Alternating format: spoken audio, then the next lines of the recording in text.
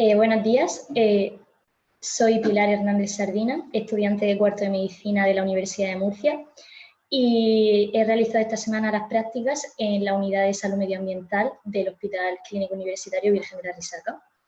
Y voy a exponer ahora un trabajo final de prácticas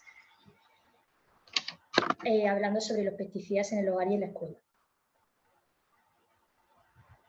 En primer lugar, tengo que definir plaga, que es cualquier organismo vivo que produce daño no deseado o que transmite o produce alguna enfermedad. Pueden ser animales como insectos o ratones, plantas como las malas hierbas o microorganismos como hongos, bacterias y virus. Un pesticida es cualquier sustancia elaborada para controlar, matar, repeler o alejar una plaga. Y con este término nos podemos referir tanto a insecticidas, herbicidas y otros productos químicos. Los pesticidas pueden ser naturales o sintéticos y algunos son incluso organismos vivos, como por ejemplo el Bacillus thuringiensis.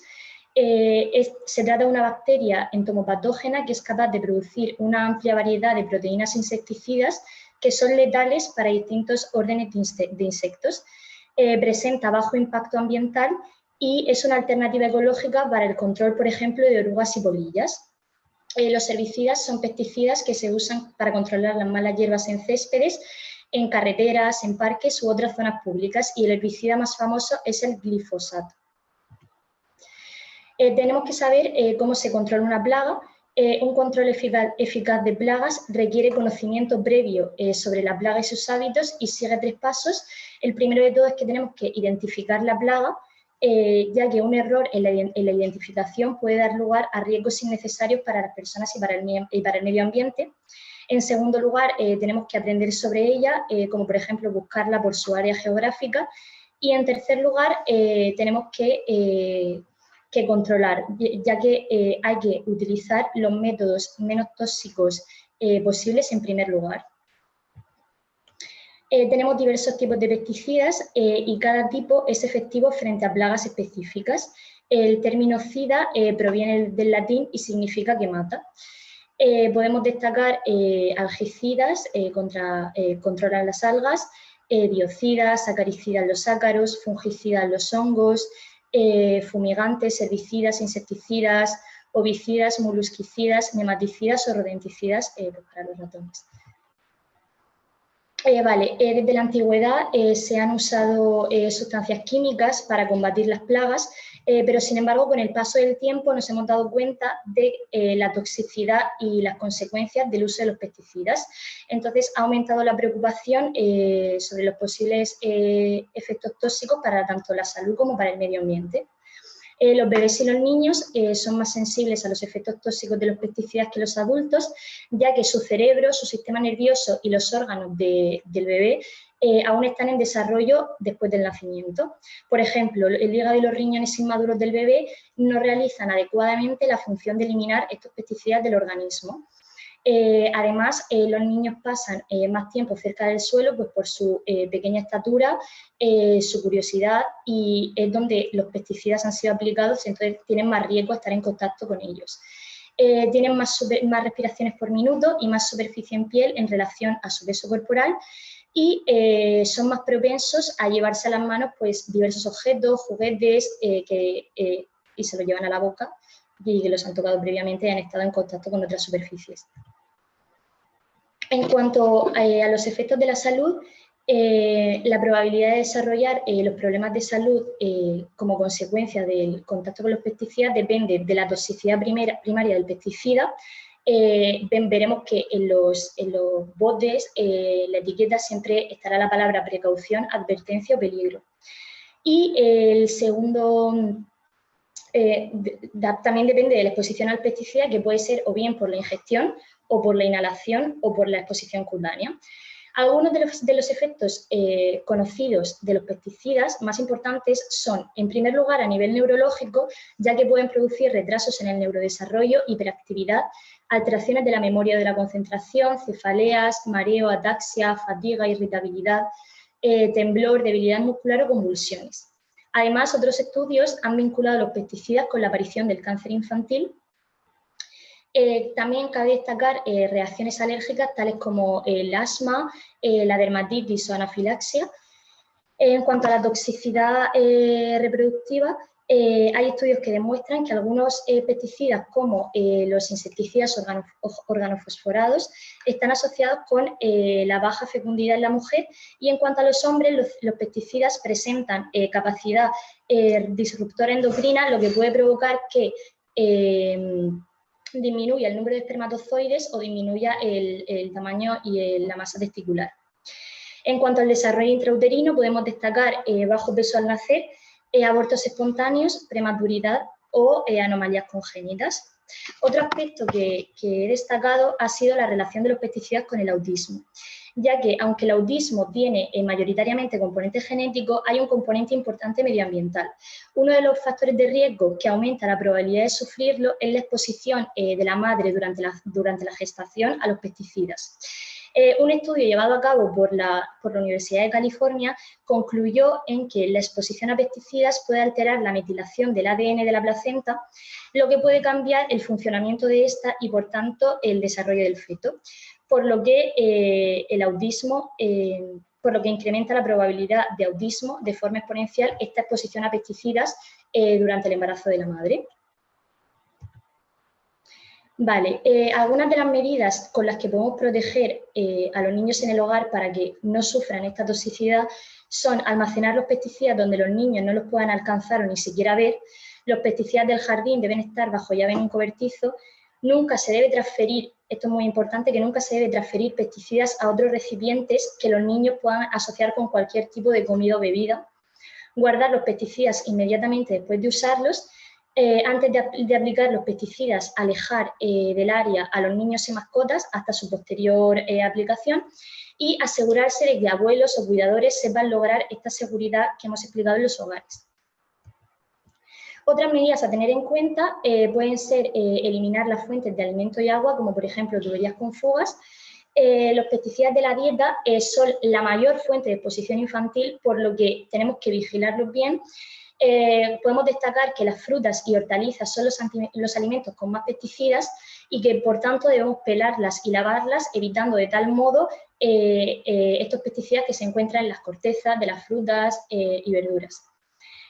Otra opción que hay que valorar sería comer alimentos ecológicos, ya que la gran mayoría de estos pues, no contienen pesticidas, y debemos guardar la comida en recipientes sellados y evitar tratar áreas en las que pueda haber alimentos, como por ejemplo una despensa donde se guardan, o frigoríficos, etc.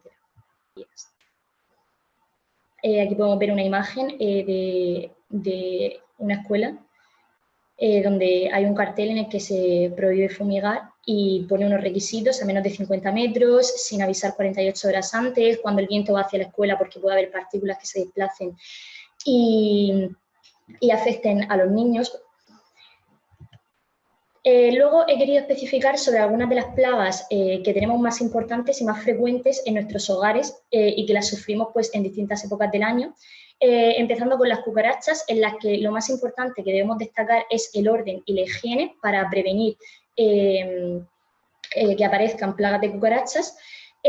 Por un lado, debemos sellar todos los huecos, tapar grietas utilizando, por ejemplo, mallas, porque es muy importante, en primer lugar, que no les permitamos entrar al hogar. En segundo lugar, hay que mantener el baño y cocina secos, ya que la humedad es un factor que propicia la aparición de las cucarachas, por tanto, no les debemos permitir beber, no podemos permitirles esta humedad. Otro factor de riesgo es la comida, no les podemos permitir comer, por eso hay que llevar cuidado con los platos acumulados en el lavabo, hay que fregar y no dejarlos mucho tiempo presentes ahí en el lavabo con la comida, etc. Algunas medidas caseras que podemos adoptar son hierbas aromáticas como el laurel o la menta, y otros olores como el ajo y el pepino, que las propias cucarachas no los toleran. O también podemos destacar mezcla de bicarbonato sódico y azúcar en polvo. Por tanto, tenemos como muchas medidas que podemos aplicar antes que usar estos pesticidas que pueden ser tóxicos para nosotros y para el medio ambiente, porque no es necesario llegar a tener que usar sprays o productos químicos cuando podemos aplicar otras medidas. Otra plaga que nos afecta, sobre todo en las épocas de climas cálidos, son las hormigas, con la llegada del buen tiempo. También, al igual que con las cucarachas, es muy importante una buena limpieza, una buena higiene y el mayor orden posible. Las hormigas se ven atraídas por los restos de comida, por lo que, al igual que pasaba con las cucarachas, tampoco hay que dejarlas comer y hay que cerrar perfectamente todos los botes, todos los recipientes, las bolsas de patatas, todo. Además, tampoco hay que dejarlas entrar, por tanto, vamos a sellar todos los huecos, agujeros y grietas que sirvan de acceso al interior de la vivienda. Otros remedios caseros pueden ser algunos cuyo olor no sea tolerado por las hormigas, como por ejemplo limón, vinagre o bicarbonato y azúcar. Y al igual que las cucarachas, es muy importante que tengamos en cuenta que no las podemos dejar ni comer, ni beber, ni entrar.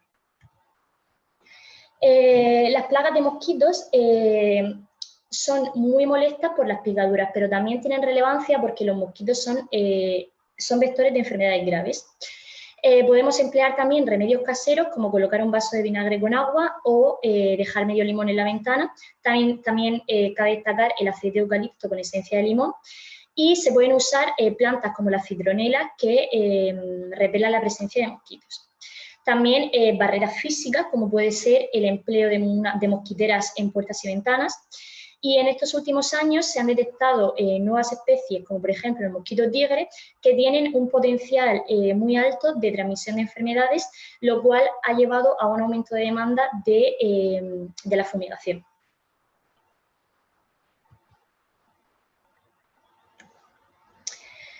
Por último, también, además de los riesgos en salud del ser humano, también me gustaría destacar la toxicidad en el medio ambiente que suponen los pesticidas. El uso de los pesticidas provoca la dispersión de estos productos químicos en el ambiente, convirtiéndose en contaminantes. Van a contaminar suelo, van a contaminar agua, atmósferas, empeoran el suelo del cultivo y también van a reducir considerablemente la biodiversidad. España es uno de los países donde se emplean más pesticidas en el mundo, pero sin embargo, por otra parte, los agricultores ecológicos emplean alternativas a los pesticidas industriales. Algunas son provenientes de extractos de plantas, como por ejemplo preparados de lecho, o algunas también son biológicas, como por ejemplo las bacterias que hemos comentado antes. Es muy importante que esta agricultura ecológica vaya sustituyendo poco a poco a productos químicos o productos que puedan dañar todo nuestro entorno. Y nada, como conclusión, decir que hay que frenar el uso de pesticidas o utilizarlos como última alternativa para la seguridad de nuestro entorno, tanto de las personas que nos rodean como del medio que tenemos que cuidar. Y nada, una bibliografía. Y muchísimas gracias por su atención.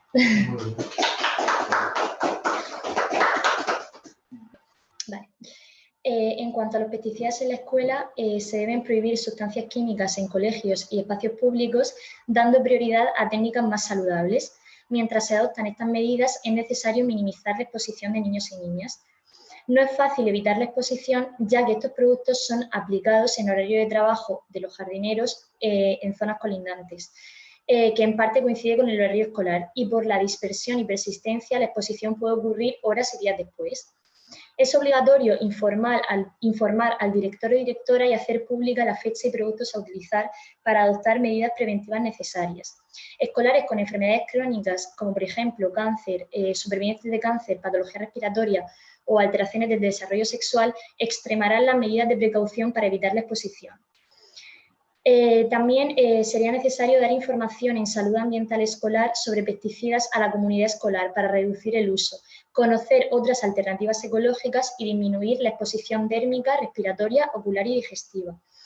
Hay que señalar adecuadamente las zonas tratadas con estos pesticidas y promover el consumo en los comedores escolares de alimentos ecológicos.